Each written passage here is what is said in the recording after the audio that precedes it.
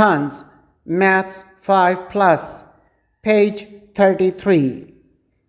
Today we'll learn about measuring with simple tools. Look at these pictures.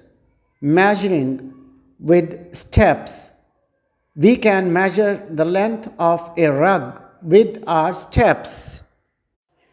Measuring with pencil. We can measure the length of a table with a pencil. Measuring with ruler. We can measure the height of a door with a ruler.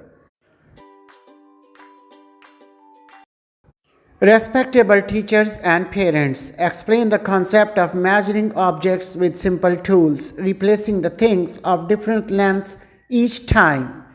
Tell the children that they can use their palms, spans of their hands, or spans of their feet to measure the length of different objects.